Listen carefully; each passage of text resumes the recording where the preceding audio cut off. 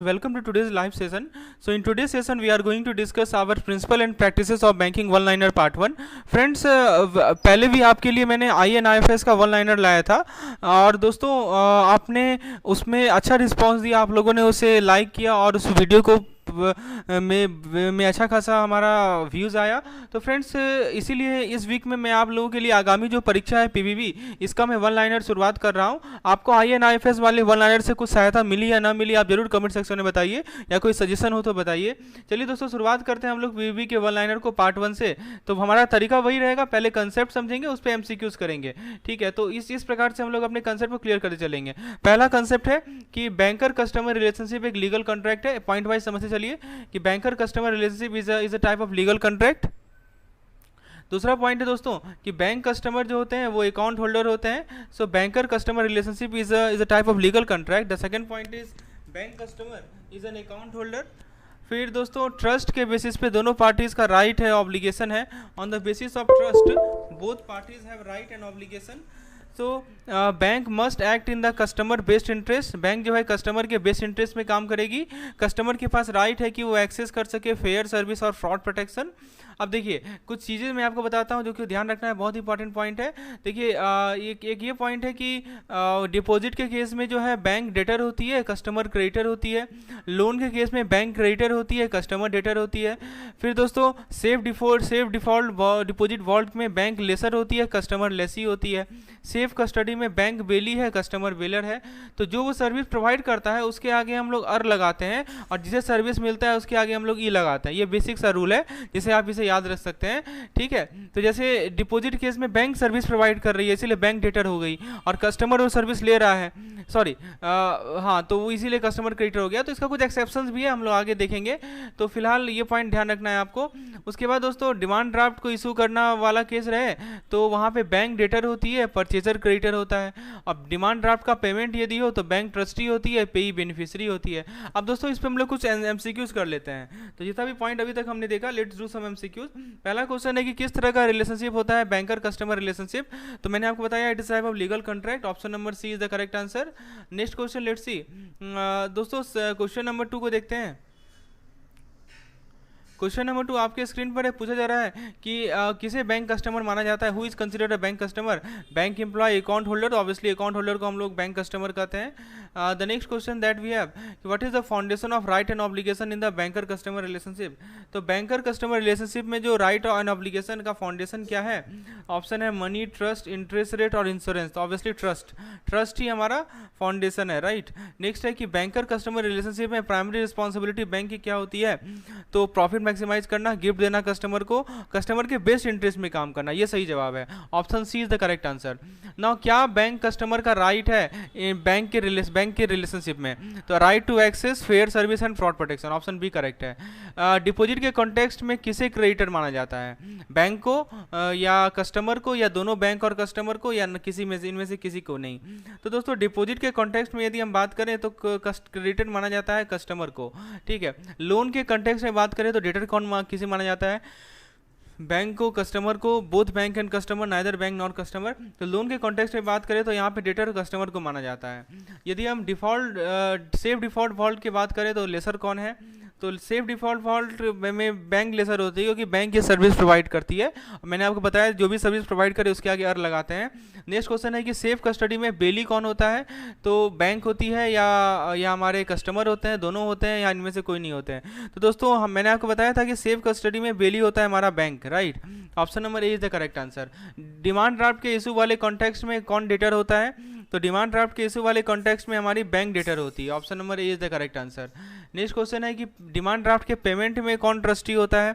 तो demand draft के payment में दोस्तों ऑप्शन है बैंक, पेई, बोथ बैंक एंड पेई, एंड नाइदर बैंक नॉट पेई। तो यहाँ पे बैंक ट्रस्टी होती है। फ्रेंड्स आपके लिए मैं PBB का कॉम्प्रिहेंसिव कोर्स लाया हूं जिसमें दोस्तों आपको 5 बेनिफिट्स मिलेगा। PDF, videos, mock test, daily quizzes और दोस्तों capsule PDF for quick revision, ये सभी आपको चीज़ मिलेंगे। तो दोस्तों आप इस पार्टिकुलर प्लान को ऑप्ट कर सकते हैं। हमारा ऐप का लिंक आपको डिस्क्रिप्शन सेक्शन में मिल जाएगा। ऐप को इंस्टॉल कर लीजिए और ये जो PDF है इसको मैंने फ्री मटेरियल सेक्शन में अपलोड कर रखा है ताकि आप वहाँ से जाके इसे एक्सेस कर सकें। तो ऐप को जरूर इंस्टॉल कर लीजिए, कंप्लीटली फ्री ऐप है। इसके फ्री मटेरियल सेक्शन में जाके आप मटेरियल देख सकते हैं, क्विजेस को अटेम्प्ट कर सकते हैं, राइट। तो यदि आप इस पीडीएफ में इच्छुक हैं तो आपको मैं 40% का डिस्काउंट प्रोवाइड कर रहा हूँ। एक कूपन कोड आपको लगाना है एक्सेल 40 ऑफ, तो ये ऑटोमेटिकली अप्लाई हो जाएगा और इसमें दोस्तों आप 40% का डिस्काउंट अवेल कर सकते हैं। डिटेल जानकारी के लिए आप हमारे ऐप को इंस्टॉल कर लें, ऐप का लिंक डिस्क्रिप्शन सेक्शन में प्रोवाइडेड है। आइए दोस्तों नेक्स्ट कंसेप्ट को देखते हैं बैंकिंग ट्रांजेक्शन के। तो दोस्तों कलेक्शन ऑफ चेक और स्टैंडिंग इंस्ट्रक्शन में याद रखिएगा कि बैंक जो होती है एजेंट होती है और कस्टमर प्रिंसिपल होता है। यदि मान लीजिए नेग्लिजेंटली कोई गुड जो है बैंक प्रीमाइसेस में रह गया तो बैंक ट्रस्टी है, कस्टमर बेनिफिशियरी है। मान लीजिए चेक का परचेज है किसी कस्टमर से तो बैंक जो है होल्डर फॉर वैल्यू है और कस्टमर क्या है, इंडोर्सर है। ये सब पॉइंट आपको ध्यान रखना है। फिर दोस्तों और क्या पॉइंट है कि मान लीजिए कि परचेज और सेल ऑफ सिक्योरिटी है कस्टमर के बिहाफ में। कस्टमर के बिहाफ में मान लीजिए कि परचेज हो रहा है या सिक्योरिटी को बेचा जा रहा है तो उस केस में बैंक एजेंट होती है, कस्टमर प्रिंसिपल होता है। यदि मान लीजिए कि करेंसी चेस्ट है आरबीआई के बिहाफ में तो करेंसी चेस्ट वाले केस में बैंक एजेंट होती है, आरबीआई क्या होता है, प्रिंसिपल होता है। मनी डिपॉजिटेड, मान लीजिए कि बिना किसी इंस्ट्रक्शन का आपने बैंक में जाकर पैसा जमा कर दिया तो बैंक ट्रस्टी होगी, कस्टमर क्या होगा, बेनिफिशियरी होगा। उसके बाद दोस्तों प्लेज, अब देखिए प्लेज के केस में पॉनी और पॉनर होता है। तो पॉनर कौन होता है, बैंक को पॉनर बोलते हैं या प्लेजी बोलते हैं, और कस्टमर क्या होता है, पॉनी होता है। क्योंकि प्लेज जो है देखिए सिंपल सी बात है, जो ये सर्विस प्रोवाइड करता है उसके आगे लगाते हैं। This is the rule. ना मॉर्टगेज के केस में देखिए, मॉर्टगेज में गिरवी रखते हैं दोस्तों, राइट। किसी इमूवेबल प्रॉपर्टी को गिरवी रखा जाता है तो मॉर्टगेज के केस में गिरवी कौन रखता है, तो कस्टमर रखता है, इसीलिए कस्टमर को मॉर्टगेजर कहते हैं और बैंक को मॉर्टगेजी कहते हैं। हाइपोथिकेशन के केस में दोस्तों मूवेबल प्रॉपर्टी के लिए होता है तो कस्टमर हाइपोथिकेटर है, बैंक हाइपोथिकेटी है। दोस्तों केवाईसी एमएल के बारे में याद रखिए, 4 पिलर होते हैं केवाईसी नॉर्म्स के। क्या क्या होते हैं, CAP customer acceptance policy, CIP customer identification procedure, transaction monitoring और risk management. These are the 4 pillars of KYC. So this is the quick revision session through which you can revise the entire syllabus in just few minutes. Now let's see some questions, let's see some MCQs based on this. So the first question is what is the, दोस्तों पहला question है कि check collection of check और standing instruction में bank क्या role play करती है, right. Collection of check और स्टैंडिंग इंस्ट्रक्शन में बैंक क्या रोल प्ले करती है, ये पहला सवाल है। तो ऑप्शन ए कह रहा है कि बैंक प्रिंसिपल है, बैंक एजेंट है, बैंक बेनिफिशियरी है या बैंक ट्रस्टी है। तो दोस्तों चेक कलेक्शन और स्टैंडिंग इंस्ट्रक्शन में बैंक जो होती है वो एजेंट होती है, right. So bank is an agent. Option number B is the correct answer. Please remember this question, very good question. Next question is customer मान लीजिए कोई गुड्स को नेग्लिजेंटली छोड़ देता है बैंक प्रीमाइसेस में तो बैंक का क्या रोल है, बैंक प्रिंसिपल होती है या एजेंट होती है या बेनिफिशियरी है या ट्रस्टी है। तो दोस्तों मान लीजिए कि इस केस में बैंक जो होती है वो ट्रस्टी के रूप में काम करती है। नेक्स्ट क्वेश्चन है कि आपका मान लीजिए कि कोई चेक परचेज कर रहे हैं किसी कस्टमर से तो बैंक का क्या रोल है, बैंक होल्डर फॉर वैल्यू है, बैंक इंडोर्सर है, बैंक बेनिफिशियरी है या बैंक ट्रस्टी है। तो दोस्तों इस पार्टिकुलर केस में बैंक जो है वो क्या है, होल्डर फॉर वैल्यू है। Option number A is the correct answer. जब भी कोई बैंक जो है या तो सिक्योरिटी खरीदती है या बेचती है कस्टमर के बिहाफ में तो बैंक का क्या रोल है, तो उस केस में दोस्तों ऑप्शन कह रहा है बैंक प्रिंसिपल है, बी कह रहा है कि बैंक एजेंट है, बैंक बेनिफिशियरी है या बैंक ट्रस्टी है। तो दोस्तों सिंपल सी बात है, जब भी कोई बैंक सिक्योरिटी को खरीदेगी या बेचेगी कस्टमर के बिहाफ में तो कस्टमर ऑर्डर कौन दे रहा है, कस्टमर दे रहा है ना, तो बैंक एजेंट के रूप में काम करेगी और प्रिंसिपल कस्टमर होगा। करेंसी चेस्ट के ऑपरेशन में मान लीजिए कि आरबीआई के बिहाफ में बैंक करेंसी चेस्ट को ऑपरेट कर रही है तो इसमें बैंक का क्या रोल है, प्रिंसिपल के रूप में, एजेंट के रूप में, बेनिफिशियरी के रूप में या ट्रस्टी के रूप में। तो दोस्तों ऑब्वियस सी बात है ये भी एजेंट होगा, जैसे कस्टमर वाला केस था वैसे आरबीआई वाला केस है। जब भी कोई पैसा डिपॉजिट किया जाता है बिना किसी इंस्ट्रक्शन का तो यहाँ पे बैंक का क्या रोल होता है, तो ऑप्शन ए कह रहा है कि बैंक प्रिंसिपल होती है, बी कह रहा है कि बैंक एजेंट होती है, सी कह रहा है कि बैंक बेनिफिशियरी है, डी कह रहा है कि बैंक ट्रस्टी है। तो in this case bank will be trustee, okay.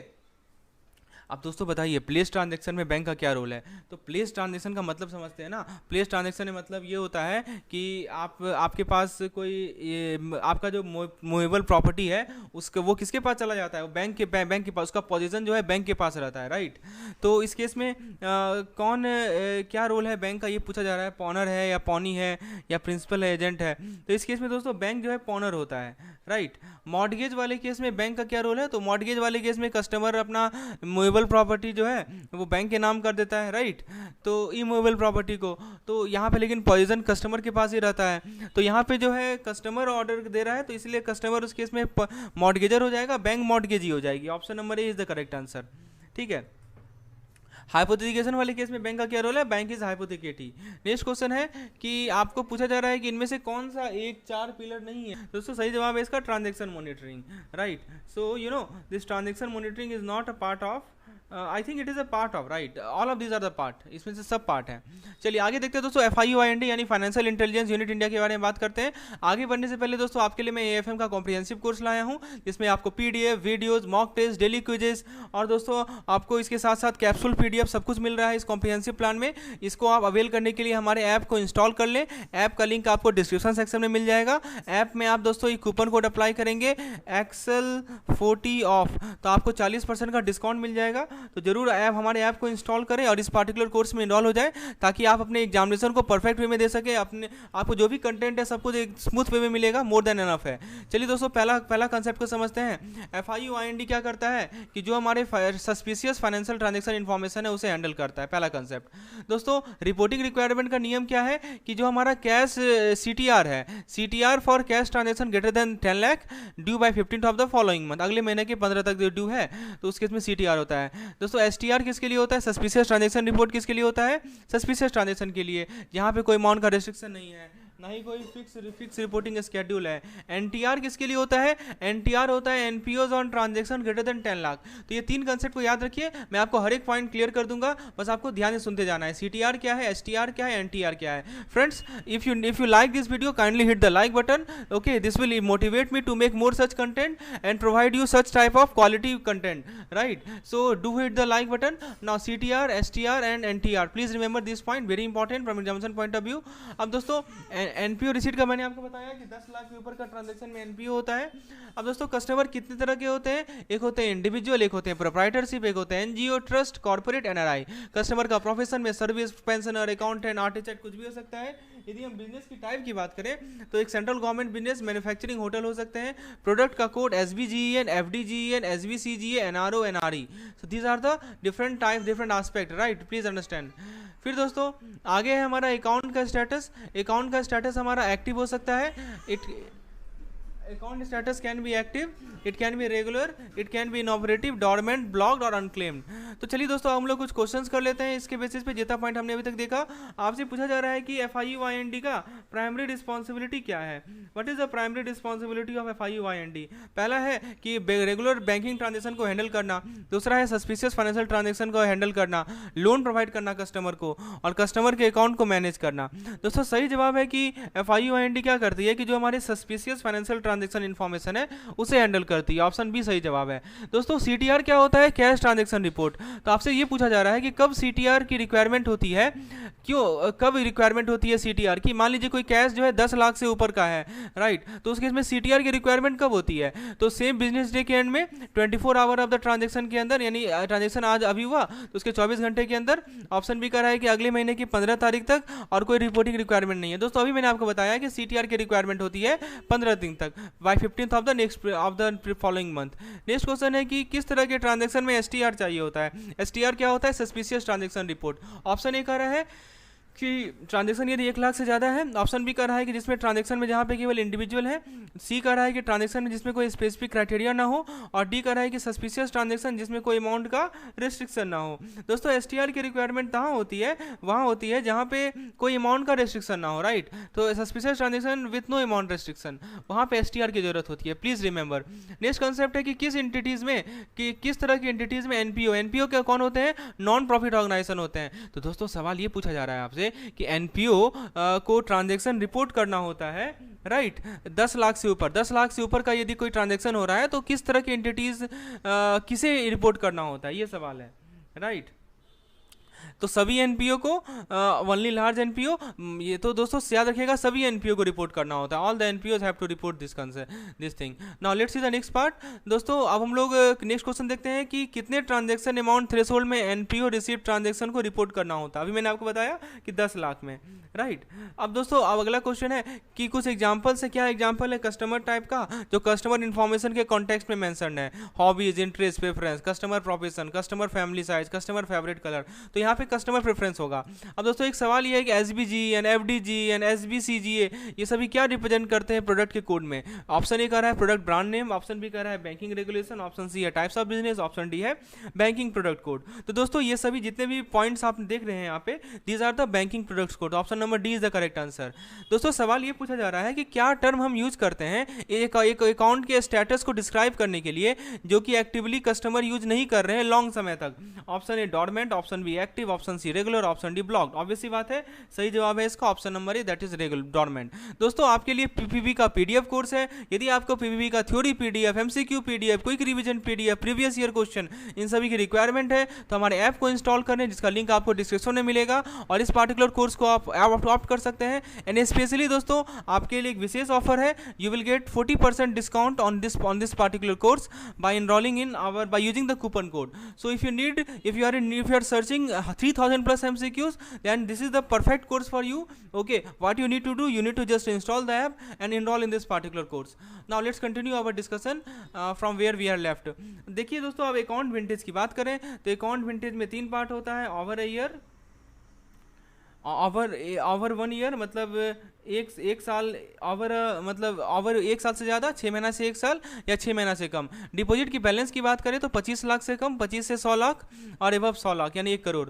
Money laundering क्या है? मनी लॉन्ड्रिंग के अंदर इलीगल फाइनेंशियल एक्टिविटीज़ होते हैं। अब देखिए डेजिग्नेटेड डायरेक्टर्स होते हैं, वो इंश्योर करते हैं कि PML एक्ट से कॉम्प्लाइंस हो रहा है, PML के रूल से कॉम्प्लाइंस हो रहा है। हाई रिस्क का कैटेगराइजेशन होता है जिसके अंदर NRI, HNI, PEP, NGO, trust, beneficial owner, blocked account, unclaim deposit, precious metal dealer, ये सभी आते हैं। These are called high risk categorization. अब दोस्तों रिस्क को कस्टमर टाइप के बेसिस पे क्लासिफाई करें तो कुछ रिस्क का कैटेगरी सजेस्ट किया गया है।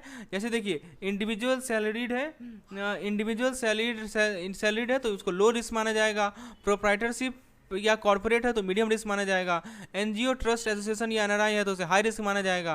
प्लीज रिमेंबर, इंडिविजुअल सैलरीड को लो, प्रोप्राइटरशिप को मीडियम, NGO, ट्रस्ट, एसोसिएशन को हाई। तो दोस्तों कुछ क्वेश्चंस कर लेते हैं। अकाउंट विंटेज के कॉन्टेक्स्ट में कैसे एक अकाउंट जिसका ड्यूरेशन 1 से ज़्यादा साल का है उसे कैटेगराइज करेंगे? Low risk, medium risk, high risk. बताइए, आप बताइए कि लो रिस्क, यदि एक अकाउंट का ड्यूरेशन 1 साल से ज़्यादा है तो उसे हम लोग लो रिस्क मानेंगे, राइट। अब आप बताइए कि डिपॉजिट बैलेंस के रेंज में कि 25 से लेके 100 लाख तक का जो डिपॉजिट बैलेंस है उसे आप किस कैटेगरी में क्लासिफाई करेंगे? ऑप्शन ए है less than 25 lakh, 25 to 100 lakh, obviously low, इसके हम लोग 25 to 100 लाख में करेंगे। किस तरह के फाइनेंशियल एक्टिविटीज़ जो है मनी लॉन्ड्रिंग से एसोसिएटेड होते हैं? ऑप्शन ए कर रहा है लीगल, ऑप्शन बी कर रहा है इलीगल, ऑप्शन सी कर रहा है चैरिटेबल, ऑप्शन डी कर रहा है टैक्स पेमेंट। तो option B is the correct answer, illegal financial transaction, illegal financial activity. Next question है कि डेजिग्नेटेड डायरेक्टर का प्राइमरी रिस्पॉन्सिबिलिटी क्या होता है? कस्टमर ट्रांजेक्शन को हैंडल करना, PML एक्ट से कॉम्प्लाइंस इंश्योर करना, फाइनेंशियल प्रोडक्ट का मार्केटिंग करना, एम्प्लॉय सैलरी को मैनेज करना। तो दोस्तों डेजिग्नेटेड डायरेक्टर का मेन रोल होता है कि वो PML एक्ट से कॉम्प्लाइंस करेगा और PML रूल से कॉम्प्लाइंस करेगा। Option B is the correct answer. इनमें से किसे हाई रिस्क एंटिटी अकाउंट माना जाता है? Regular saving account, precious metal dealer account, active corporate account, personal checking account. तो इसे हम लोग प्रीसियस मेटल डीलर अकाउंट को हम लोग हाई रिस्क एंटिटी अकाउंट मानते हैं। यदि हम बात करें कि according to suggested risk category what is the risk level for individual salary customer? Obviously it is low, ठीक है। आप बताइए NGO, ट्रस्ट, एसोसिएशन, NRI का रिस्क लेवल क्या माना जाएगा? Whether it is low, medium और हाई? तो दोस्तों इसे हाई माना जाता है। NGO, ट्रस्ट, एसोसिएशन का जो रिस्क लेवल है उसे हाई माना जाता है। आइए दोस्तों आपके लिए JIB AFM का PDF कोर्स है जिसमें आपको unit wise theory, MCQ PDF, quick revision PDF and also you will get previous year questions, all this content in a single course. So if you are looking for a course where you will get all this content, then this course is most suitable for you. You need to install our app JIB and CIB Made Simple. Link is provided in the description section or in the comment section. You just install this particular app and then you start enrolling in this course and access to the prevalent content. Now let's see the next question, next concept. दोस्तों बताया जा रहा है कि suggested risk category में services, pensioner, agriculturist को लो माना जाता है, अकाउंटेंट, आर्किटेक्ट, लॉयर को मीडियम माना जाता है और contractor, real estate service, SNI को हाई माना जाता है। Please remember, very important point. यदि बिजनेस के टाइम की बात करें तो कुछ रिस्क कैटेगरी है central government, state government, PSC को लो माना जाता है, मैन्युफैक्चरिंग, होटल, हेल्थ सर्विस को मीडियम माना जाता है और इंपोर्ट एक्सपोर्ट NBFC को हाई माना जाता है। प्रोडक्ट कोड की बात करें तो SBGN, FDGN स्टाफ को लो माना जाता है, SBCGO को मीडियम माना जाता है, SBNRO, NRE, FD, NRO, NRE, FCNR को हाई माना जाता है। अकाउंट स्टेटस की बात करें तो एक्टिव रेगुलर को रो माना जाता है, इनऑपरेटिव डॉर्मेंट को मीडियम अकाउंट माना जाता है, ब्लॉक्ड मीडियम रिस्क माना जाता है, ब्लॉक्ड और अनक्लेम्ड अकाउंट को हाई रिस्क माना जाता है। अकाउंट विंटेज की बात करें तो 6 महीने से कम का अकाउंट में हाई रिस्क होता है, 6 महीने से 1 साल से का अकाउंट मीडियम रिस्क होता है, 1 साल से ऊपर का अकाउंट लो रिस्क होता है। एक अकाउंट जिसका ड्यूरेशन 1 से ज़्यादा साल का है उसे कैटेगराइज करेंगे तो उसको हम लोग लो रिस्क मानेंगे, मैंने आपको बताया है। नेक्स्ट कंसेप्ट आगे देखते हैं। एक डिपॉजिट बैलेंस रेंज क्या होता है जो कि 25 से 100 लाख के बीच में रहता है, मैंने आपको पहले बताया है। Okay, I think we have discuss all this thing, right. I think it is repeat हो गया ये। ओके, कोई बात नहीं, आगे देखते हैं। पीवी मॉक टेस्ट आपके लिए। ओके, देखिए आप देखिए risk category by deposit account balance after 6 month, 6 महीना के बाद जो रिस्क कैटेगरी रहता है वो देखिए। सेविंग अकाउंट है तो 2 लाख से ऊपर का पैसा है तो हाई रिस्क होगा, 1 से 2 लाख का है तो मीडियम रिस्क होगा, 1 से ज़्यादा लाख का है तो लो रिस्क होगा, कम है तो लो रिस्क। करंट अकाउंट है तो 5 लाख से ऊपर है तो हाई रिस्क, 2 से 5 लाख तक का है मीडियम रिस्क, और 2 से कम लाख का है तो लो रिस्क। और टर्म डिपॉजिट में दोस्तों 10 लाख का याद रखिएगा लिमिट है, 10 लाख, 5 लाख और 5 से कम। दोस्तों रिस्क क्लासिफिकेशन की बात करें तो लो रिस्क कस्टमर को लेवल 1 में डाला जाता है, मीडियम रिस्क कस्टमर को लेवल 2 में, और हाई रिस्क कस्टमर को लेवल 3 में। यहाँ पे दोस्तों PMLA याद रखिएगा, prevention of money laundering act 2002। तो दोस्तों ये क्या करता है, ये प्रिवेंट करता है मनी लॉन्ड्रिंग को और कन्फिस्केट करता है लॉन्डर्ड के प्रॉपर्टी को। लो रिस्क कस्टमर की बात करें इसके अंदर NPO, NGO जो कि हमारे रेपुटेबल इंटरनेशनल ऑर्गेनाइजेशन से एसोसिएटेड होते हैं, जैसे कि यूनाइटेड नेशन, ये सभी आते हैं। दोस्तों आपका पहला क्वेश्चन है कि सेविंग अकाउंट के कॉन्टेक्स्ट में कौन सा डिपॉजिट बैलेंस रेंज को मीडियम रिस्क माना जाता है, 2 से 5 लाख, 5 से 1 10 लाख, 1 से 2 लाख या लेस देन 1 लाख। तो obviously C is the correct answer, 1 से 2 लाख। नेक्स्ट क्वेश्चन है टर्म डिपॉजिट के लिए किस डिपॉजिट बैलेंस को हाई रिस्क माना जाएगा, 10 लाख से ऊपर, 5 से 10 लाख, 2 लाख से 5 लाख, लेस देन 5 लाख। दोस्तों 10 लाख से ऊपर को हम लोग हाई रिस्क मानते हैं टर्म डिपॉजिट कॉन्टेक्स्ट में। रिस्क क्लासिफिकेशन की बात करें तो मीडियम रिस्क कस्टमर किसे माना जाता है, लेवल 1, लेवल 2 या लेवल 3। तो लेवल 2 को मीडियम रिस्क कस्टमर माना जाता है। दोस्तों क्या प्राइमरी ऑब्जेक्टिव है PMLA का, इंटरनेशनल ट्रेड को प्रमोट करना, मनी लॉन्ड्रिंग को प्रिवेंट करना। Yes, it is the correct answer, money laundering को प्रिवेंट करना और लॉन्डर्ड की प्रॉपर्टी को कन्फिस्केट करना। लो रिस्क कस्टमर के कैटेगरी में किस तरह का ऑर्गेनाइजेशन को एग्जांपल में लिया गया है, international corporation, local business, NPO, NGO, associated with reputable international organization like United Nation. Option D individual investor. तो लो रिस्क में आता है दोस्तों ये हमारे NPO, NGO जो कि हमारे इंटरनेशनल रेपुटेबल ऑर्गेनाइजेशन से एसोसिएटेड है, जैसे कि यूनाइटेड नेशन। दोस्तों मीडियम रिस्क कस्टमर की बात करें तो इनमें से किसे मीडियम रिस्क कस्टमर माना जाएगा, गैस डीलर, गवर्नमेंट एम्प्लॉय या स्टूडेंट या हेल्थ केयर। तो गैस डीलर को माना जाएगा, ठीक है। मीडियम रिस्क कस्टमर किसे माना जाता है, electronic, wholesale, hospitals, public library, forward market. तो इलेक्ट्रॉनिक को हम लोग को दोस्तों इलेक्ट्रॉनिक वाले को मीडियम रिस्क कस्टमर मानते हैं। फिर दोस्तों blind person is a type of medium risk customer. किस तरह के ऑर्गेनाइजेशन को हाई रिस्क कस्टमर माना जाएगा, ट्रस्ट, चैरिटी। Yes, correct.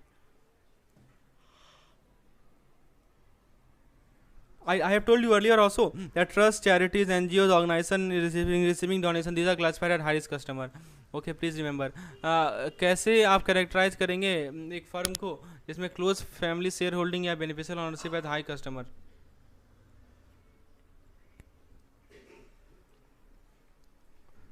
दोस्तों we have JIB AFM mock test for you. तो यदि आप इस तरह के MCQs चाहते हैं जिसमें दोस्तों 1000+ MCQs हैं आपको क्विजेस के फॉर्म में प्रैक्टिस करने के लिए इस पार्टिकुलर कोर्स में, तो जरूर इस कोर्स में इन्वॉल्व हो जाइए। लास्ट टाइम रिवीजन के लिए आपको बहुत हेल्पफुल होगा क्योंकि सारे के सारे कंसेप्ट को आप MCQs के माध्यम से कर पाएंगे। और MCQs आपको पता है आपको हमेशा याद रहेगा, आप जब गलती करेंगे ना तो आपको याद रहेगा कि हाँ क्यों गलती हुआ, और ऐसे पढ़ते जाएंगे तो याद नहीं रहेगा। तो AFM मॉक टेस्ट में जरूर इन्वॉल्व हो जाइए, हमारे ऐप को इंस्टॉल कीजिए और इसमें आप 40% का डिस्काउंट अवेल कर सकते हैं। हाई रिस्क कस्टमर में कौन कौन से आते हैं दोस्तों वो देख लीजिए। देखिए PEP, close relative, individual with dubious reputation, non face to face customer, NRI, cash intensive businesses, ये सभी हमारे हाई रिस्क कस्टमर में है। तो दोस्तों high risk grade among parameter determine overall risk. Customer का जो रिस्क रिव्यू है वो हर एक 6 महीना पे होता है, मई में और नवंबर में। KYC फ्रीक्वेंसी की बात करें तो देखिए हाई रिस्क का जो KYC है हर एक 2 साल में, मीडियम रिस्क का हर एक 8 साल में, और लो रिस्क का हर एक 10 साल में। याद रखिएगा, वेरी इंपॉर्टेंट। तो 2, 8, 10 याद रखिए। नेक्स्ट है CRD। क्या होता है, CRD होता है रिस्क प्रोफाइल पे बेस्ड। जब हम किसी अकाउंट बेस्ड रिलेशनशिप को एस्टैब्लिश करते हैं तो रिस्क प्रोफाइल पे बेस्ड CRD होता है। CRD का फुल फॉर्म याद रखिए, कस्टमर आइडेंटिफिकेशन प्रोसीड्यूर, या CIP। दोस्तों हाई रिस्क कस्टमर के बारे में पहला क्वेश्चन है, किसे हाई रिस्क कस्टमर माना जाएगा, स्टूडेंट को या पॉलिटिकली एक्सपोज पर्सन को या रिटायर्ड को या हमारे स्मॉल बैंक कॉर्नर को।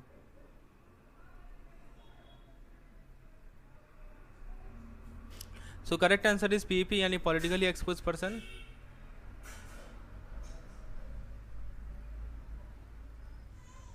ओवरऑल रिस्क ग्रेड की बात करें तो ओवरऑल रिस्क ग्रेड को डिटरमाइन करने के लिए कौन से पैरामीटर में हाईएस्ट वेटेज होगा, एज ऑफ द कस्टमर और lesser of the customer, the highest risk grading among parameter, number of dependent.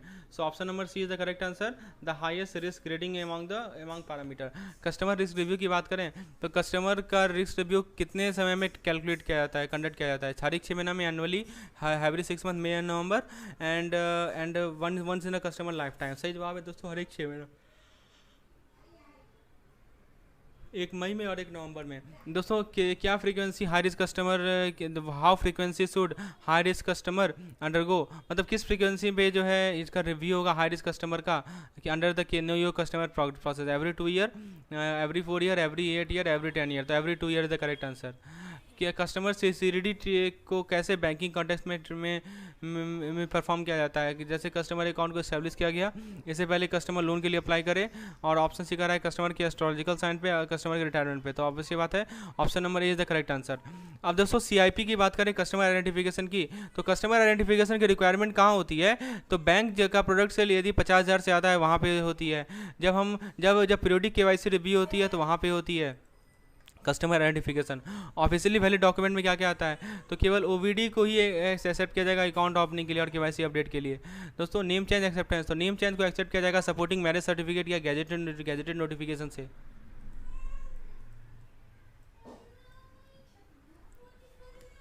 Next concept है कि इंडिविजुअल के लिए एक्सेप्टेड ओवीडी क्या क्या है। तो ओवीडी में ये सवाल पूछा गया था पिछले बार, बहुत इंपॉर्टेंट है। Passport, driving licence, Aadhaar card और proof of position of Aadhaar number. ठीक है, पासपोर्ट है, ड्राइविंग लाइसेंस है, फिर दोस्तों आधार कार्ड या proof of submission Aadhaar card, voter identity card, NREGA job card, national population register letter. ये सवाल पूछा गया था दोस्तों, याद रखिएगा। ओवीडी के लिए सभी चीज़ को एक्सेप्ट कर सकते हैं, passport, driving licence, Aadhaar card और voter identity card, NREGA job card. ठीक है, कंपनीज के लिए क्या क्या एक्सेप्टेड ओवीडी है? तो certificate of incorporation, memorandum and article of association. Company का कॉमन सील की यदि हम बात करें, if you talk about common seal of company, तो दोस्तों कोई जरूरी नहीं है जब तक कंपनी की मेमोरेंडम और आर्टिकल ऑफ एसोसिएशन में लिखा ना हुआ हो। पहला क्वेश्चन है मिनिमम ट्रांजेक्शन अमाउंट कितना है कस्टमर आइडेंटिफिकेशन का प्रोसेस के लिए बैंक प्रोडक्ट के सेल में? तो मिनिमम ट्रांजेक्शन 5,000 है, 10,000 है, 50,000 है या 1 लाख है? बताइए मिनिमम ट्रांजेक्शन अमाउंट कितना है? तो मिनिमम ट्रांजेक्शन अमाउंट है दोस्तों हमारा 50,000। कस्टमर आइडेंटिफिकेशन कब रिक्वायरमेंट होती है? केवाईसी प्रोसेस के दौरान, कस्टमर के लाइफ टाइम में एक समय पे। फिर दोस्तों बी नंबर है कि हाई रिस्क कस्टमर के लिए ड्यूरिंग पीरियोडिक केवाईसी रिव्यू केवल ऑनलाइन बैंकिंग ट्रांजेक्शन के लिए। सही जवाब है दोस्तों option number C, periodic KYC review के दौरान। किस तरह के डॉक्यूमेंट को एक्सेप्ट किया जाता है ओवीडी के रूप में अकाउंट ओपनिंग और केवाईसी अपडेट के लिए? कोई भी डॉक्यूमेंट कस्टमर के द्वारा इशू किया गया हो, वैसा डॉक्यूमेंट गवर्नमेंट अथॉरिटी के द्वारा इशू किया गया। Option number B is the correct answer. Name change acceptance की बात करें तो किस सर्कमस्टांस में नेम का चेंज जो है एक्सेप्ट किया जाएगा कस्टमर के रिकॉर्ड में? तो दोस्तों सपोर्टिंग मैरिज सर्टिफिकेट होना चाहिए या गैजेटेड नोटिफिकेशन होना चाहिए। Option number C is the correct answer. दोस्तों आपसे पूछा जा रहा है कि एक्सेप्टेड ओवीडी क्या क्या है, एक्सेप्टेड ऑफिशियली वैलिड डॉक्यूमेंट क्या है इंडिविजुअल ड्यूरिंग केवाईसी। पहला है दोस्तों library card, obviously movie card, national population registered card, gym membership card. तो दोस्तों सही जवाब है इसका नेशनल पॉपुलेशन रजिस्टर्ड कार्ड।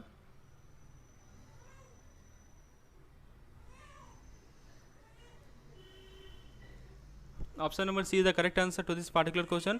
अब दोस्तों कंपनी के लिए क्या क्या एक्सेप्टेड ओवीडी होता है? Employ ID card, obviously it is certificate of incorporation. Option number B is the correct answer.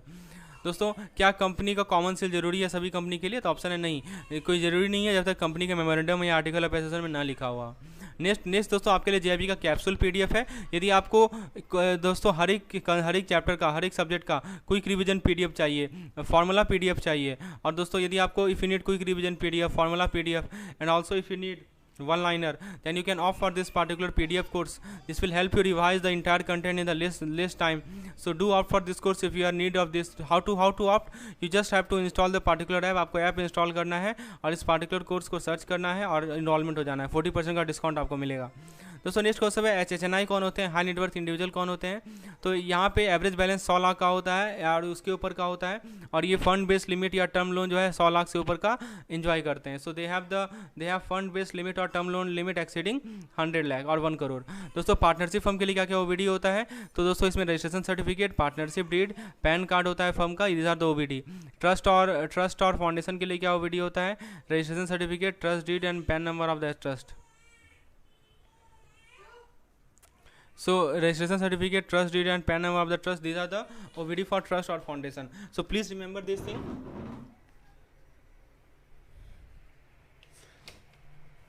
Now let's discuss the next point that we have. Next point दोस्तों, proprietary concept में, proprietary concern में क्या क्या document चाहिए, तो 2 document चाहिए, एक तो प्रोप्राइटरी कंसर्न के नेम में एक्टिविटी प्रूफ में, और एक रिक्वायरमेंट। तो not mandatory for all account including legal. Aadhaar requirement कहाँ पे है, तो नॉट मैंडेटरी। केवाईसी सर्विस को एक्सेप्ट किया जाता है केवाईसी वेरिफिकेशन के लिए। जो फ्रेश फोटोग्राफ है की जरूरत होती है जब कोई माइनर कस्टमर मेजर हो जाता है। KYC document submission for low risk customer, तो low risk customer KYC document जो है 6 महीना के अंदर सबमिट कर सकते हैं यदि वो जेन्युइन रीजन से नहीं सबमिट कर पाए तो। पहला क्वेश्चन, क्या मिनिमम एवरेज बैलेंस या fund based limit term loan threshold है इंडिविजुअल के लिए ताकि वो HNI होगा? 10 लाख से ऊपर, 50 लाख से ऊपर, 100 लाख से ऊपर, 500 लाख से ऊपर। तो सही जवाब इसका 100 लाख से ऊपर। नेक्स्ट क्वेश्चन है कि किस तरह का डॉक्यूमेंट को ओवीडी में इंक्लूड किया जाता है पार्टनरशिप फर्म के लिए केवाईसी के दौरान? Library card, partnership deed, passport या बैंक स्टेटमेंट? तो दोस्तों ऑफिशियली वैलिड डॉक्यूमेंट के रूप में पार्टनरशिप फर्म के लिए हमें ये जो जिस तरह के डॉक्यूमेंट को लिया जाता है वो होता है partnership deed. Officially valid document trust और फाउंडेशन के लिए कौन सा होता है, तो ट्रस्ट और फाउंडेशन के लिए जो हमारा ओवीडी होता है उसे हम लोग ट्रस्ट डीड कहते हैं। Option number 20 the correct answer. किस तरह के डॉक्यूमेंट को प्रोप्राइटरी कंसर्न के, हाउ मेनी डॉक्यूमेंट, कितने डॉक्यूमेंट होते हैं प्रोप्राइटरी कंसर्न के नेम में, वो एक्टिविटी प्रूफ की रिक्वायरमेंट होती है। तो प्रोप्राइटरी कंसर्न के नेम में किस तरह के डॉक्यूमेंट की 2 डॉक्यूमेंट की रिक्वायरमेंट होती है। नेक्स्ट कॉन्सेप्ट है कि क्या ये जरूरी है ताकि सभी तरह के अकाउंट के लिए इंक्लूडिंग लीगल एंटिटी, तो नहीं, ऐसा कोई मैंडेटरी नहीं है for all account including legal entities. क्या आधार मैंडेटरी है सेविंग अकाउंट को ओपन करने के लिए इंडिविजुअल के लिए? No, it is not mandatory. KYC acceptance की बात करें, क्या केवाईसी सर्विस एक्सेप्ट किया जाता है केवाईसी वेरिफिकेशन के लिए? Obviously yes, correct answer. दोस्तों नेक्स्ट क्वेश्चन है कि माइनर जो है जब मेजर हो जाता है तो क्या रिक्वायरमेंट होती है? कोई एक्शन नहीं चाहिए, फ्रेश फोटोग्राफ चाहिए या पैन कार्ड रीइशू करना है, तो ऑब्वियसली बात आपको फ्रेश फोटोग्राफ चाहिए। नेक्स्ट कॉन्सेप्ट है कि कितने देर तक लो रिस्क कस्टमर को समय लगना चाहिए कि वो केवाईसी डॉक्यूमेंट को सबमिट कर लें यदि वो इनिशियली नहीं कर पाते हैं, कितने दिनों में वो सबमिट करना है, तो सही जवाब इसका 6 महीना। ठीक है, फॉरेन स्टूडेंट के लिए बात करें तो उनको 1 महीना दिया जाता है ताकि वो लोकल एड्रेस प्रूफ को प्रोवाइड करें। Account opening for close relative, दोस्तों देख सकते हैं आप बुक पढ़ने जाएंगे तो काफ़ी समय लगेगा। अब इस पार्टिकुलर वीडियो से मैं आपको शॉर्ट में सभी चीज़ समझा रहा हूँ। This is the best way to learn all this thing. Okay, so friends, if you need this type of PDF, what you need to do, यदि आपको उसकी PDF की रिक्वायरमेंट है तो हमारे ऐप को इंस्टॉल कर लीजिए। ऐप के फ्री मटेरियल सेक्शन में जाके आपको इसका PDF मिल जाएगा। तो this will help you in quickly revising all the concept. Utility bill in the name of second close relative accepted. Terrorism screening क्या होता है, तो कस्टमर का नाम स्क्रीन किया जाता है against UN list of terrorist. Address verification दोस्तों एक डिक्लेरेशन होता है नॉन लोकल एड्रेस के लिए। फॉरेन रेमिटेंस लिमिट याद रखिएगा, फॉरेन स्टूडेंट जो है $1000 से ऊपर नहीं रिसीव कर सकता जब तक लोकल एड्रेस वेरीफाइड ना हो। दोस्तों एड्रेस का जो फ्रेश प्रूफ है उसकी रिक्वायरमेंट होगी यदि एड्रेस जो है 6 महीना के अंदर बदला जाए। यदि एड्रेस 6 महीना के अंदर बदल जाएगा तो आपको फ्रेश प्रूफ ऑफ एड्रेस चाहिए। पैन या फॉर्म 60 की मैंडेटरी रिक्वायरमेंट होती है except for small account. KYC requirement की बात करें तो एक लो रिस्क है, एक मीडियम रिस्क है, एक हाई रिस्क है। लो रिस्क वाले में proper identification and proof of address चाहिए। मीडियम रिस्क में हायर ड्यू डिलीजेंस चाहिए बहुत सारे फैक्टर पे बेसिस पे, और हाई रिस्क वाले में इनहांस मॉनिटरिंग चाहिए और ड्यू डिलीजेंस चाहिए similar to medium risk. Right, next question है पहला क्वेश्चन है कितना समय लगता है फॉरेन स्टूडेंट को ताकि वो लोकल एड्रेस प्रूफ प्रोवाइड कर सके अकाउंट ओपनिंग के बाद? 15 दिन, 1 महीना, या नहीं तो 3 महीना या 6 महीना। सही जवाब है दोस्तों 1 महीना का समय दिया जाता है। किस तरह के अकाउंट टिपिकली एक्सेप्ट किए जाते हैं, डॉक्यूमेंट एक्सेप्ट किए जाते हैं क्लोज रिलेटिव के अकाउंट ओपनिंग के लिए? पासपोर्ट को, utility bill name of close relative, school report card या फॉरेन करेंसी? तो दोस्तों सही जवाब है utility bill name of close relative. दोस्तों against whose list are customer name typically screen for terrorism? किसके लिस्ट, क्या लिस्ट, कौन सा लिस्ट होता है जिसके अगेंस्ट जो है कस्टमर का नाम जो है स्क्रीन किया जाता है टेररिज्म के लिए? National list of terrorist, international police list, union list of terrorist and local government list? सही जवाब है यूनियन लिस्ट ऑफ टेररिस्ट। क्या टिपिकली रिक्वायर होता है आधार एड्रेस वेरिफिकेशन के केस में? In case of non local address. यदि नॉन लोकल एड्रेस है तो वहाँ पे एड्रेस वेरिफिकेशन के लिए क्या कीजिएगा? कोई वेरिफिकेशन की जरूरत नहीं है। नॉन लोकल एड्रेस का डिक्लेरेशन, यूटिलिटी बिल का submission, background check by local authority. सही जवाब है दोस्तों इसका declaration by for non local residence. क्या मैक्सिमम लिमिट है फॉरेन स्टूडेंट के पास कि वो रेमिटेंस रिसीव करे इससे पहले कि उसका लोकल एड्रेस वेरीफाइड हो? मतलब कितना मैक्सिमम वो रेमिटेंस को रिसीव कर सकता है? ऑप्शन ए है $100, $500, $1000 या $5000। सही जवाब है दोस्तों $1000। नेक्स्ट क्वेश्चन है, देखिए एक एक पॉइंट में समझा रहा हूँ, this are very very important point. कब फ्रेश प्रूफ ऑफ एड्रेस की रिक्वायरमेंट होती है? यदि कस्टमर अपना एड्रेस को चेंज कर ले 1 साल के बाद, 6 महीना के बाद, जब भी बैंक को रिक्वायर हो या जब कस्टमर नया अकाउंट ओपन करता है। तो फ्रेश प्रूफ ऑफ एड्रेस तब चाहिए जब within 6 month. Option number B is the correct answer. तो 6 महीना के अंदर यदि कस्टमर अपने एड्रेस को चेंज कर ले, उसके 6 महीना के अंदर दोस्तों फ्रेश प्रूफ ऑफ एड्रेस की रिक्वायरमेंट होती है। Right, option B is the correct answer. यदि हम बात करें फॉर्म 60 की, क्या पैन या फॉर्म 60 मैंडेटरी होता है अकाउंट ओपनिंग के लिए?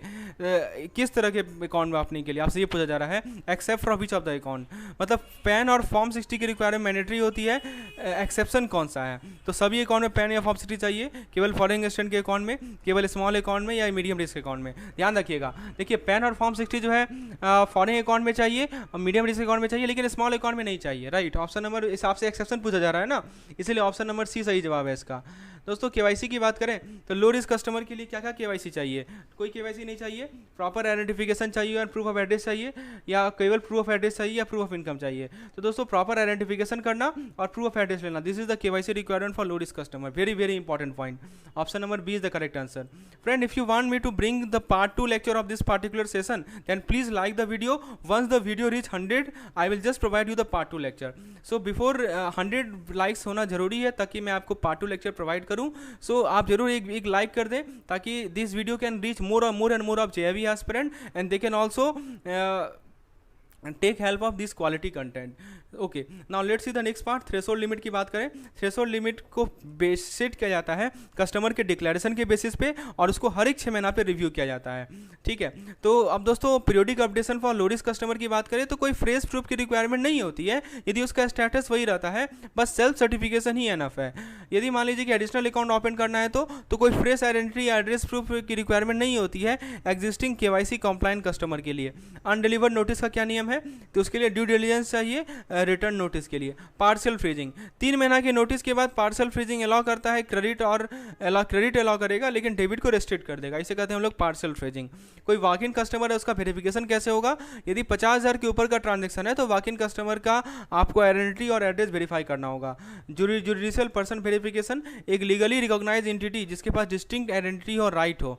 बेनिफिशियरी ऑनर का डेफिनेशन क्या है? बेनिफिशियरी ऑनर वो पर्सन होता है जो कि किसी क्लाइंट को खरीदे या कंट्रोल करे, इसके अंदर वो भी आता है जो कि एक जुडिशियल पर्सन को कंट्रोल करता है। पहला क्वेश्चन, कैसे थ्रेशोल्ड लिमिट को टिपिकली डिटरमाइन किया जाता है कस्टमर के लिए और कैसे उसे रिव्यू किया जाता है? पहला ऑप्शन कह रहा है कि गवर्नमेंट डिटरमाइन करती है, कस्टमर डिक्लेरेशन के बेसिस पे सेट होता है और हर एक 6 महीना पे रिव्यू होता है, बैंक मंथली डिसाइड करती है, या कस्टमर सेट करते हैं अकाउंट ओपनिंग पे और कभी नहीं बदलता। दोस्तों सही जवाब है इसका ऑप्शन नंबर बी। ये जो हमारा थ्रेशोल्ड लिमिट है वो कस्टमर के डिक्लेरेशन के बेसिस पे होता है और हर एक 6 महीना से रिव्यू किया जाता है। नेक्स्ट क्वेश्चन है कि पीरियोडिक केवाईसी का जो लो रिस्क कस्टमर के लिए केवाईसी का जो पीरियोडिक अपडेशन होता है, इसका रिक्वायरमेंट क्या है यदि उसका स्टेटस अनचेंज रहे? फ्रेश प्रूफ चाहिए, सेल्फ सर्टिफिकेशन एनफ है, बैंक को विजिट चाहिए, या कस्टमर जो है पुलिस वेरिफिकेशन रिपोर्ट सबमिट करे? तो सही जवाब है सेल्फ सर्टिफिकेशन एनफ है। एग्जिस्टिंग केवाईसी कंप्लायंट कस्टमर के लिए क्या रिक्वायरमेंट है जब वो एडिशनल अकाउंट को ओपन करवाना चाहता है? तो उसके लिए फ्रेश आइडेंटिटी और एड्रेस प्रूफ की रिक्वायरमेंट होती है।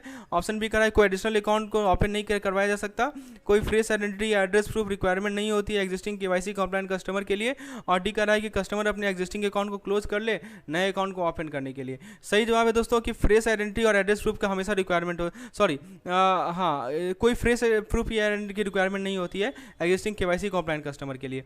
अनडिलीवर्ड नोटिस की बात करें तो क्या रिक्वायरमेंट होती है जब कोई अनडिलीवर्ड नोटिस को रिटर्न कर दिया जाता है? कोई एक्शन नहीं चाहिए। ऑप्शन बी कह रहा है कि ड्यू डिलिजेंस रिक्वायरमेंट होती है रिटर्न नोटिस के लिए, बैंक जो है कस्टमर अकाउंट को ब्लॉक कर देगा, कस्टमर बैंक में विजिट करेगा इन पर्सन, तो वहाँ पे दोस्तों ड्यू डिलिजेंस की रिक्वायरमेंट होती है रिटर्न नोटिस के लिए। तो option number B is the correct answer.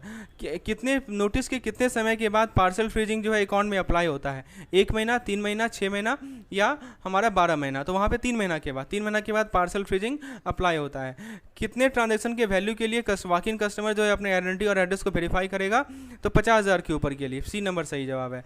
Judicial person होता कौन है? इंडिविजुअल पर्सन होता है, लीगली रिकॉग्नाइज एंटिटी होता है, इसके बाद डिस्टिंक्ट आइडेंटिटी और राइट है। तो obviously number B is the correct answer. एक लीगली रिकॉग्नाइज एंटिटी है, इसका डिस्टिंक्ट आइडेंटिटी और राइट है। नेक्स्ट क्वेश्चन है कि बेनिफिशियरी ऑनर किसे माना जाता है किसी क्लाइंट का? तो दोस्तों जो पर्सन किसी क्लाइंट को ऑन करे या कंट्रोल करे उसे बेनिफिशियरी ऑनर माना जाता है। दोस्तों बेनिफिशियरी ऑनर का डेफिनेशन देखिए, कंपनीज के केस में 25% से ज़्यादा ऑनरशिप हो शेयर का, कैपिटल का या प्रॉफिट का, उसे मानेंगे। पार्टनरशिप फर्म के केस में 15% से ज़्यादा ऑनरशिप हो शेयर का, कैपिटल का या प्रॉफिट का, और अनइनकॉर्पोरेटेड ऑर्गेनाइजेशन में 15% से ज़्यादा शेयर हो प्रॉपर्टी का, कैपिटल का या प्रॉफिट का। पॉलिटिकली एक्सपोज पर्सन कौन होता है? प्रोमिनेंट पब्लिक पर्सन होता है फॉरेन कंट्री में, इसके अंदर हेड ऑफ स्टेट, डिप्लोमेट या ये सभी आते हैं। दोस्तों नॉन कंप्लायंस के लिए पेनल्टी क्या है कि आरबीआई जो है एम्प्लॉय को फाइन करेगी 10,000 रुपया से 1 लाख कि वो केवाईसी, एएमएल या सीएफटी रूल को फॉलो नहीं किया है। एएमएल क्या होता है? Anti money laundering. सीएफटी क्या होता है? Combating financial terrorism. Non face to face customer account में बिना बैंक विजिट किए आप अकाउंट ओपन करवा सकते हैं। First credit for non face to face account, तो पहला क्रेडिट जो है अकाउंट क्रेडिट होगा। पहला क्वेश्चन, एक कंपनी है उसके लिए आपको ऑनरशिप थ्रेशोल्ड परसेंटेज कितनी रिक्वायर ऑनर में? तो ऑप्शन है, एक है 5% से ज़्यादा, 15% से ज़्यादा, उसके बाद ऑप्शन सी है हमारा 25% या 50%। तो मैंने आपको बताया था ना कि 25% होता है कंपनी वाले केस में, याद रखिएगा कि ऑनरशिप जो है स्टेट का, कैपिटल का, शेयर का, कैपिटल का या प्रॉफिट का यदि 25% से ज़्यादा हो तो उस केस में ये है। ये किस केस में दोस्तों हमारा? This is the case of our companies. यदि पार्टनरशिप फर्म की बात करें तो आपसे पूछा जा रहा है कि कितना ऑनरशिप थ्रेशोल्ड परसेंटेज जो है किसी को बेनिफिशियरी ऑनर ग्रुप में क्वालिफाई कर लेता है। तो पार्टनरशिप फर्म में दोस्तों 15% का है, याद रखिएगा। तो फिर ग्रेटर देन 15% ऑफ 15% से ज़्यादा, greater than 15% of ownership of share, capital and profit. और दोस्तों किसे पॉलिटिकली एक्सपोज पर्सन माना जाता है? ऑनररी सिटीजन को, प्रोमिनेंट पब्लिक फिगर को फॉरेन कंट्री में, गवर्नमेंट एम्प्लॉय को या स्टूडेंट को। तो ऑब्वियसली बात है जो प्रोमिनेंट पब्लिक फिगर होते हैं फॉरेन कंट्री में they are considered politically expose person. Next question है कि कौन सा अथॉरिटी जो है बैंक एम्प्लॉय पर फाइन इंपोज करता है कि उसने KYC, AML, CFT rule follow नहीं किया? Obviously it is RBI, Reserve Bank of India. Next question है हमारा कि एएमएल और सीएफटी का क्या फुल फॉर्म है? एएमएल का फुल फॉर्म याद रखिएगा एंटी मनी लॉन्ड्रिंग, और सीएफटी होता है दोस्तों combating financial terrorism. Non face to face customer account, तो non face to face customer account में सही डेफिनेशन किसका है? Account open with face mask, account open without proper identification, account open without visiting the branch. Yes, correct answer. तो जो account बिना bank visit किए होता है उसे non face to face customer कहते हैं। तो क्या रिक्वायरमेंट है पहला क्रेडिट का यदि non face to face customer है? तो पहला ऑप्शन कह रहा है कि फर्स्ट क्रेडिट जो है किसी तरह का ट्रांजेक्शन हो सकता है, कैश डिपॉजिट होगा, अकाउंट क्रेडिट होगा या फॉरेन रेमिटेंस होगा। याद देखिएगा पहला क्रेडिट जो होगा ना non face to face customer का वो हमेशा अकाउंट क्रेडिट होगा। दोस्तों non face to face customer में आपको सर्टिफाइड या असिस्टेड डॉक्यूमेंट की रिक्वायरमेंट होती है। काउंटरफिट करेंसी ट्रांजेक्शन सीसीआर, तो इसको रिपोर्ट किया जाता है काउंटरफिट करेंसी रिपोर्ट में। ठीक है, सीसीआर को रिपोर्ट कहाँ करते हैं? सीसीटी को रिपोर्ट करते हैं सीसीआर के अंदर। दोस्तों अब जो हमारा attempted transaction with counterfeit currency है उसको हम लोग सस्पिशियस ट्रांजेक्शन के अंदर रिपोर्ट करते हैं। ठीक है, रिकॉर्ड कीपिंग की बात करें तो कब तक रिकॉर्ड रखना है? तो देखिए काउंटरफिट करेंसी ट्रांजेक्शन को आपको रिकॉर्ड रखना है 10 साल तक।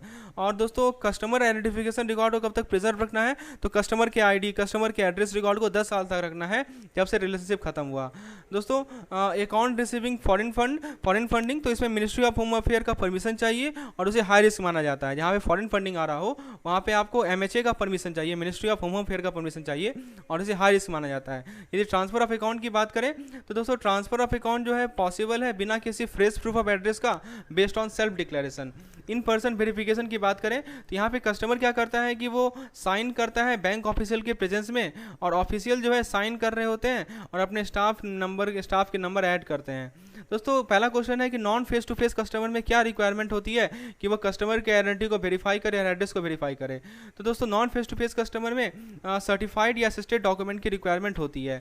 नेक्स्ट क्वेश्चन है कि कैसे काउंटरफिट करेंसी ट्रांजेक्शन को रिपोर्ट करेंगे? Under STR, under CTR, under CCR, under FRR. तो सीसीआर के अंदर सीसीआर क्या है? Counterfeit currency report. Next question है कि जब भी कोई रिपोर्टिंग रिक्वायरमेंट अप्लाई होती है अटेम्प्टेड ट्रांजैक्शन में जिसके अंदर काउंटरफिट करेंसी है तो क्या रिक्वायरमेंट होती है, क्या रिपोर्टिंग की रिक्वायरमेंट होती है? तो दोस्तों इसमें आपको एसटीआर के अंदर रिपोर्ट करना होता है। ठीक है, ट्रांजेक्शन कंप्लीट हो या ना हो, जब भी कोई अटेम्प्टेड ट्रांजैक्शन हो इसमें काउंटरफिट करेंसी हो उसे आपको एसटीआर को रिपोर्ट करना होता है। एसटीआर क्या होता है? Suspicious transaction report. ठीक है, कितने लंबे तक काउंटरफिट करेंसी ट्रांजैक्शन रिकॉर्ड को रखा जाता है, मेंटेन करना है? 1 साल, 3 साल, 5 साल या 10 साल? 10 साल सही जवाब है। दोस्तों नेक्स्ट क्वेश्चन है कितने लंबे जो है कस्टमर आइडेंटिफिकेशन रिकॉर्ड को, इसके अंदर आईडी एड्रेस रिकॉर्ड को प्रिजर्व करना है after the customer relationship and, तो ये है हमारा 5 साल, 10 साल, ये भी 10 साल है। क्या रिक्वायरमेंट है अकाउंट रिसीविंग फॉरेन फंडिंग के लिए? तो कोई स्पेशल रिक्वायरमेंट नहीं है।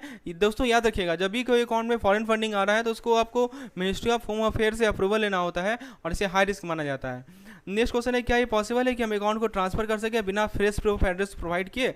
तो यस ऑलवेज, हमेशा कभी नहीं सेल्फ डिक्लेरेशन के बेसिस पे कस्टमर फी पे करेगा। यस, सेल्फ डिक्लेरेशन के बेसिस पे आप जो है अकाउंट को ट्रांसफर कर सकते हैं। नेक्स्ट क्वेश्चन है कि कैसे in person verification bank official conduct करते हैं, फ़ोन कॉल से, ईमेल्स भेजते हैं, या कस्टमर जो है बैंक ऑफिशियल के सामने साइन करता है, official signing, address, staff number, obviously C is the correct answer. दोस्तों ई-केवाईसी की बात करें, इसमें आधार नंबर चाहिए, अकाउंट ओपनिंग फॉर्म चाहिए, consent letter and fingerprint for verification. Aadhaar को आप ऑथेंटिकेट कर सकते हैं बायोमेट्रिक के माध्यम से या ओटीपी के माध्यम से। क्रॉस बॉर्डर वायर ट्रांसफर की बात करें तो 5 लाख से ऊपर जो क्रॉस बॉर्डर वायर ट्रांसफर होता है उसको रिपोर्ट किया जाएगा मंथली किसे, FIUIND से। दोस्तों ALM रिकॉर्ड को 10 साल तक रखा जाएगा और सस्पिशियस ट्रांजेक्शन रिकॉर्ड अप्लाई होता है चाहे ट्रांजेक्शन अमाउंट कितना भी कुछ ना हो, कोई रिस्ट्रिक्शन नहीं है। Operation in account with STR, मान लीजिए ये अकाउंट है जहाँ पे सस्पिशियस ट्रांजेक्शन रिपोर्ट आया, वहाँ पे कोई रजिस्टर नहीं डालना है, कोई पीरियोडिसिटी नहीं है रिपोर्टिंग का। FATF क्या है, फाइनेंशियल एक्शन टास्क फोर्स है। दोस्तों कॉरेस्पॉन्डेंट बैंकिंग का मतलब क्या होता है, एक बैंक कॉरेस्पॉन्डेंट है, दूसरे रेस्पॉन्डेंट होता है। सेल बैंक क्या होता है, एक ऐसा बैंक जिसका कोई फिजिकल प्रेजेंस नहीं हो एक कंट्री में, या इनकॉर्पोरेशन ना हो, ना ही कोई एफिलिएशन हो रेगुलेटेड फाइनेंशियल ग्रुप का। दोस्तों UAPA होता है unlawful activity prevention act 1967। UN का सैंक्शन लिस्ट की बात करें, इसके अंदर ISIL, अलकायदा सैंक्शन लिस्ट आता है और 1988 का सैंक्शन लिस्ट आता है। ये सर्कुलेट कौन करता है, UNSC। UNSC क्या है, यूनाइटेड नेशन सिक्योरिटी काउंसिल। पहला क्वेश्चन, क्या डॉक्यूमेंट और इन्फॉर्मेशन टिपिकली रिक्वायर्ड होता है ई-केवाईसी वेरिफिकेशन के लिए, पासपोर्ट और utility bill, Aadhaar number, account opening form, consent letter and fingerprint, driver license and email address, social security number and home address. तो दोस्तों ई-केवाईसी वेरिफिकेशन के लिए आपको Aadhaar number, account opening form, consent letter, fingerprint ये सभी चाहिए। Cross border wire transfer का पूछा जा रहा है कि मंथली रिपोर्टिंग थ्रेशोल्ड कितना है क्रॉस बॉर्डर वायर ट्रांसफर का, मैंने आपको बताया था ये है 5 लाख। ठीक है, ये सही हमारा मंथली रिपोर्टिंग थ्रेशोल्ड है। रिकॉर्ड कीपिंग फॉर ALM, तो रिकॉर्ड कीपिंग फॉर ALM क्या है दोस्तों, पहला क्वेश्चन है कि कितने देर तक एसेट लायबिलिटी मैनेजमेंट रिकॉर्ड को आपको रखना है, तो 1 साल, 3 साल, 5 साल या 10 साल। सही जवाब है दोस्तों इसका 10 साल तक रखना है। STR का क्या नियम है, क्या कोई स्पेसिफिक ट्रांजैक्शन अमाउंट थ्रेशोल्ड है जिसको STR के अंदर रिपोर्ट करना है। हाँ, 10 लाख से 10,000 से ऊपर का ट्रांजैक्शन, 1 लाख से ऊपर का ट्रांजैक्शन कहीं नहीं अप्लाई नहीं होता, चाहे ट्रांजैक्शन अमाउंट कुछ भी क्यों ना हो, ये केवल लार्ज कॉर्पोरेशन के लिए अप्लाई होता है। दोस्तों यस इट अप्लाई, ये अप्लाई होता है चाहे ट्रांजैक्शन अमाउंट कुछ भी क्यों ना हो। FATF का फुल फॉर्म बता दीजिए, financial action task force. Option number C is the correct answer. Correspondent banking typically किसके द्वारा प्रोवाइड किया जाता है, एक बैंक इंडिविजुअल को, एक बैंक दूसरे बैंक को, central government bank, obviously it is one bank to another bank. Cell bank को कैसे डिफाइन करेंगे, एक बैंक जिसके पास लार्ज कस्टमर बेस हो, एक बैंक जिसके पास फिजिकल प्रेजेंस हो मल्टीपल कंट्रीज में। ऑब्वियसली बात है दोस्तों, सेल बैंक वो बैंक होती है जिसके पास कोई फिजिकल प्रेजेंस नहीं होता है और कोई एफिलिएशन नहीं होता है किसी फाइनेंशियल ग्रुप से। दोस्तों UAPA का फुल फॉर्म बता दीजिए। UAPA होता है unlawful activity prevention act 1967। UN का दोस्तों आपसे पूछा जा रहा है कि 2 UN सैंक्शन लिस्ट जो कि स्टेटमेंट में मेंशन्ड है वो क्या ना है। मैंने आपको बताया था ISIL और al Qaeda sanction list and 1988 sanction list. ठीक है दोस्तों, पहला क्वेश्चन, मैरिज डोमेन का अकाउंट, तो नेम चेंज के लिए मैरिज सर्टिफिकेट या गैजेट नोटिफिकेशन का एक्सेप्टेड होता है। फिर दोस्तों स्मॉल अकाउंट के लिए जो डॉक्यूमेंट नहीं प्रोवाइड करवा रहे हैं उनके लिए स्मॉल अकाउंट खुलवाया जा सकता है। BCSBI है banking code and standard board of India, इसको तारापुर कमेटी के रिकमेंडेशन पे फॉर्म किया गया, एक वॉलंटरी कोड था, अब ये डिसोल्यूशन पे है। डेमोग्राफिक इन्फॉर्मेशन की बात करें, इसके अंदर पर्सनल डिटेल होता है, इसके अंदर सेंसिटिव इन्फॉर्मेशन को एक्सक्लूड किया जाता है। फाटका क्या है, foreign account tax compliance act, इसमें दोस्तों फॉरेन इंस्टीट्यूशन को रिपोर्ट करना पड़ता है US के टैक्स पेयर अकाउंट को, राइट। IGA क्या है, इंटर गवर्नमेंट एग्रीमेंट है, भारत और USA का एग्रीमेंट है कि वो फाटका को इंप्लीमेंट करेगा। KYC टेम्पलेट की बात करें तो इसको यूज किया जाता है ताकि आप KYC डेटा को कलेक्ट कर सके, रिपोर्ट कर सके, किसे, CKYCR को, इंडिविजुअल और लीगल एंटिटीज के लिए। So KYC template are use for collecting and reporting KYC data to CKYCR for individual and legal entity. ठीक है, तो ये सब पॉइंट हमने डिस्कस किया। पहला क्वेश्चन, किस तरह की डॉक्यूमेंटेशन रिक्वायर होती है, नाम चेंज यदि करना है किसी मैरिज डोमेन के अकाउंट में तो उसके लिए आपको या तो मैरिज सर्टिफिकेट चाहिए या गैजेट का नोटिफिकेशन चाहिए, चाहे वो लेटर भी क्यों ना हो। स्मॉल अकाउंट पे बात करें, किस तरह के अकाउंट को ओपन करवाया जा सकता है वैसे इंडिविजुअल के लिए जो कि रिक्वायर्ड डॉक्यूमेंट को प्रोवाइड नहीं करवा पा रहा है, saving account, current account, fix deposit account या स्मॉल अकाउंट। सही जवाब है दोस्तों इसका small account, right. Next question है BCSBI के रिगार्डिंग, BCSBI को कब क्यों फॉर्म किया गया था, बैंक को रेगुलेट करने के लिए, तो इसको फॉर्म किया गया था तारापुर कमेटी के रिकमेंडेशन पे। Option number C is the correct answer. क्या BCSBI पहले एक वॉलंटरी कोड था या अभी भी वॉलंटरी है, तो दोस्तों ये हमेशा वॉलंटरी है, राइट। पहले भी वॉलंटरी था, अभी वॉलंटरी, ये स्वेच्छा पे है, बैंक चाहे तो एक्सेप्ट करे या ना करे, राइट। दोस्तों नेक्स्ट क्वेश्चन है, क्या डेमोग्राफिक फीचर टिपिकली इंक्लूड होता है बैंकिंग के रिकॉर्ड में? ऑप्शन ए कर रहा है sensitive financial data, option B कर रहा है personal detail but exclude sensitive information, C is criminal record, D is tax related information. तो डेमोग्राफिक इन्फॉर्मेशन के अंदर क्या इंक्लूड होता है? इसके अंदर पर्सनल डिटेल आता है, लेकिन इसके अंदर सेंसिटिव इन्फॉर्मेशन नहीं आते हैं। दोस्तों फाटका के बारे में बात करें, फाटका के लिए प्राइमरी रिक्वायरमेंट क्या है? इसमें दोस्तों कहा गया है कि जो फॉरेन इंसिजन है वो यूएस के टैक्स पेयर अकाउंट को यूएस गवर्नमेंट को रिपोर्ट करे, राइट। दोस्तों आईजीए के बारे में बात करें, आईजीए का क्या पर्पस है फाटका इंप्लीमेंटेशन के कॉन्टेक्स्ट में? आईजीए होता है इंटर गवर्नमेंटल एग्रीमेंट। तो पहला ऑप्शन कर रहा है कि फाटका को इंफोर्स करना on domestic financial institution to create a central database for FATCA reporting to facilitate corporation between countries to implement FATCA, and the last is to exclude certain country from FATCA requirement. सही जवाब है दोस्तों कि countries के इसमें corporation हो ताकि फाटका को इंप्लीमेंट करें। केवाईसी टेम्पलेट को क्यों यूज किया जाता है बैंकिंग इंडस्ट्री में? ताकि आप रिपोर्ट को कलेक्ट कर सकें, डेटा को रिपोर्ट कर सकें। CKYCR को यानी CIDR होता है central identity data depository. CIDR होता है दोस्तों सेंट्रल डेटाबेस है जो कि आधार नंबर, बायोमेट्रिक, डेमोग्राफिक इन्फो को स्टोर करता है। CKYCR है सेंट्रल KYC रिकॉर्ड रजिस्ट्री। इसके अंदर दोस्तों डिजिटल KYC रिकॉर्ड को स्टोर किया जाता है, बायोमेट्रिक इन्फॉर्मेशन को, जिसके अंदर फोटो, फिंगरप्रिंट, आइरिस स्कैन, दूसरे तरह के बायोलॉजिकल एट्रीब्यूट होते हैं। इनरोलमेंट नंबर या आईडी होते हैं। 28 डिजिट का आईडी होता है जो कि असाइन किया जाता है आधार इनरोलमेंट के दौरान। EKYC ऑथेंटिकेशन फैसिलिटी की बात करें, इसमें बायोमेट्रिक OTP आधार को यूज किया जाता है ताकि आप ऑथेंटिकेशन को सिक्योर कर सकें। यदि आइडेंटिटी इन्फॉर्मेशन की बात करें तो इसके अंदर आधार नंबर, बायोमेट्रिक, डेमोग्राफी होगा। रेसिडेंट दोस्तों किसे कहते हैं? कोई भी इंडिविजुअल जो कि भारत में रह रहा है कम से कम 182 दिन के लिए पिछले 12 महीना में। तो पिछले 12 महीना में 182 दिन के लिए कोई भी रह रहा हो तो उसे हम लोग रेसिडेंट कहते हैं। फिर दोस्तों पहला क्वेश्चन है कि किस तरह की इन्फॉर्मेशन को CIDR में स्टोर किया जाता है? बैंक अकाउंट इन्फॉर्मेशन को, सोशल मीडिया प्रोफाइल को, या आधार नंबर, बायोमेट्रिक या डेमोग्राफिक इन्फॉर्मेशन को, या व्हीकल रजिस्ट्रेशन डिटेल को? तो CIDR में स्टोर करते हैं हम लोग आधार नंबर, बायोमेट्रिक और डेमोग्राफिक इन्फॉर्मेशन को। नेक्स्ट क्वेश्चन है कि CKYCR का यानी सेंट्रल KYC रिकॉर्ड रजिस्ट्री का मेन पर्पस क्या है? Storing personal photo, tracking social media activity, storing digital KYC record, managing passport application. सही जवाब है दोस्तों डिजिटल KYC रिकॉर्ड को स्टोर करना, ये हमारा मेन पर्पस है। Option number C is the correct answer. Next question है कि किस तरह के बायोलॉजिकल एट्रीब्यूट को इंक्लूड किया जाता है biometric information? Blood type and DNA। तो देखिए याद रखिए कि बायोमेट्रिक इन्फॉर्मेशन में फोटो, फिंगरप्रिंट, आइरिस स्कैन या दूसरे बायोलॉजिकल एट्रीब्यूट को लगा जाता है। इनरोलमेंट नंबर की बात करें तो कितना लेंथ होता है इनरोलमेंट नंबर का? तो 28 डिजिट का होता है। EKYC की ऑथेंटिकेशन फैसिलिटी की बात करें तो क्या मेथड टिपिकली यूज किया जाता है ऑथेंटिकेशन को सिक्योर करने के लिए EKYC ऑथेंटिकेशन फैसिलिटी में? तो बायोमेट्रिक, OTP एंड आधार।